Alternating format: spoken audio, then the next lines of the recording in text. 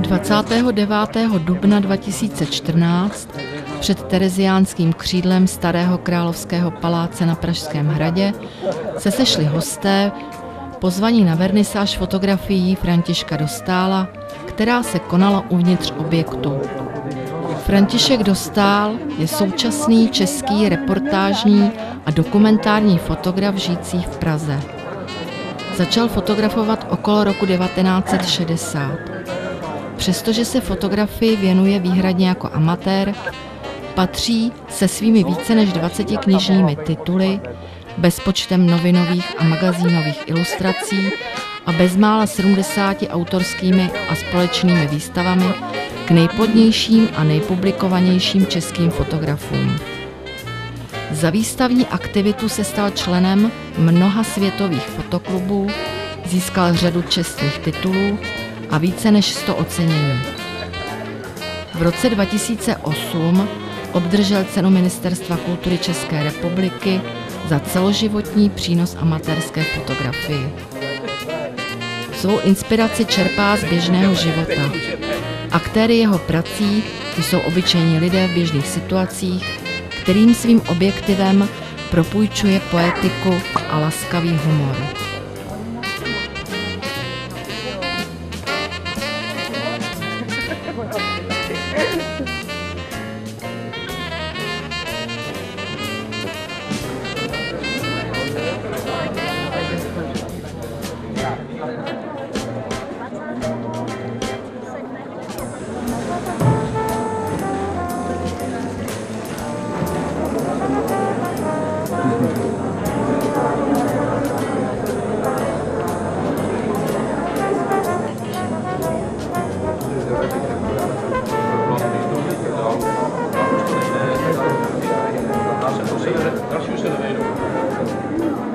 Dámy a pánové, krásný, dobrý večer.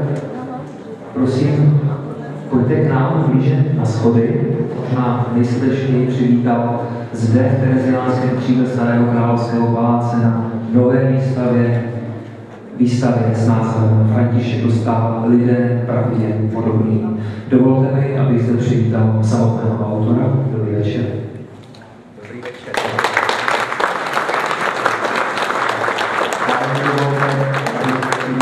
Kurátora výstavy, zároveň člověka z českého světa fotografie, která výstavu spolupořádá, pana Jiřího Jaksmanického.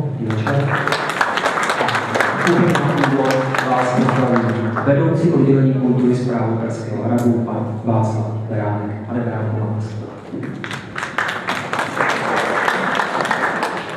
Dobrý večer. Vítám vás na dnešní vernisáži a velmi děkuji, že jste přišli v tak hojném počtu, to máme rádi.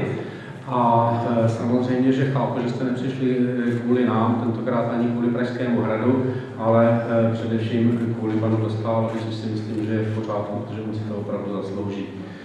Já jsem velmi rád, že jsem se s ním mohl seznámit a za těch pár minut, které jsem strávil, jsem pochopil, že to je člověk, který si zaslouží úctu a pozornost a bylo by nešťastné, kdyby na něj dějiny zapomněli. Nebudu dál zdržovat, protože, jak říkám, jak už jsem řekl na začátek, nepřišli jste kvůli mně, takže teď předám slovo panu Jaksmanickému a pak i panu autorovi.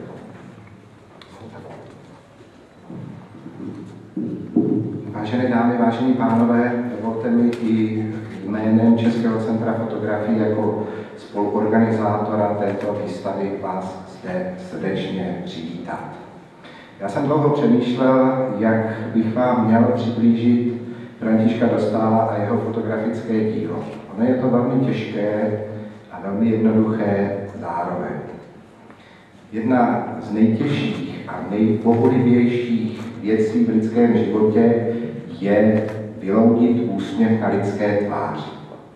František Dostál před 60 lety si usmyslel, že tuto aktivitu si vezme jako svoje krédo a že to udělá prostřednictvím fotografického aparátu. Je to neuvěřitelné, ale ono se mu to celých těch 60 let úspěšně daří. Život je jeden velký paradox. V případě Františka Dostála je to názorná ukázka, že toto platí.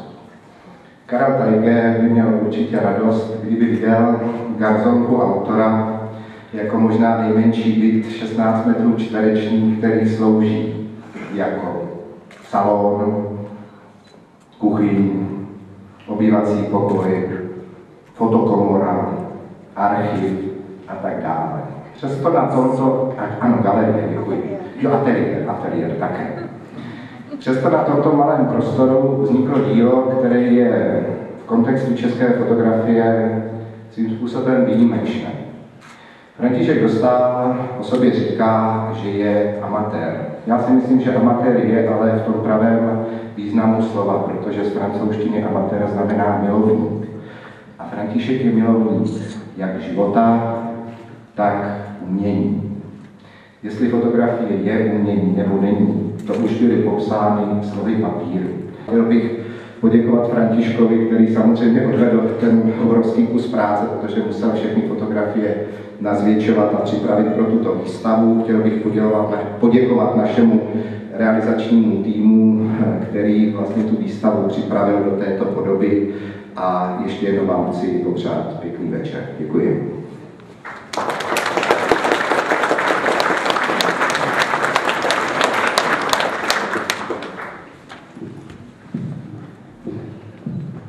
Milé dámy, pánové, kamarádi, kamarádky, přede mnou pan Jasmanický mluvil trošku dlouho. To ničemu neubírá. Já bych taky mluvil dlouho, ale já už jsem mluvil tady dopoledne na tiskové konferenci. Jenom chci skutečně poděkovat všem lidem, kteří se podíleli na této výstavě. To je od těch lidí, kteří natřeli i ty panely, i ty lidi, kteří si museli vzít kravatu a přijít sem, že jo. A pak chci poděkovat těm svým hercům na těch fotografiích, z nich už někteří nejsou mezi námi, a pak vám řeknu jednu příhodu, kterou nemůžete vyznát. Jsou tady totiž kamarádi z takové party, která se jmenuje Bonako. Borci na kole, kteří si v roce 60 vyjeli na Hradiško na Sázavu a ještě před změnou politického klimatu v této zemi prostě šerif prohlásil, že Bonako jednou se dostane až na Pražský hrad. Tak měl pravdu, protože sám Standa, jsme mu říkali Dubček, zemřel v roce 94. Tak to jen tak na zpětření. A mám dojem, že to, co vidíte, to je jenom malinká část té práce, kterou já jsem vyfotografoval. Prostě život je strašně krátký a já jsem měl ze všeho nejradši prostě malé, obyčejné okamžiky, které teda někdy převýší jaksi ty hmotné statky. A každý tu obyčejnost jako nevnímá a žene se za něčím, co stejně leží na druhé straně kopce, než ten zlatý poklad hledá. Tak se pobavte. Děkuji vám.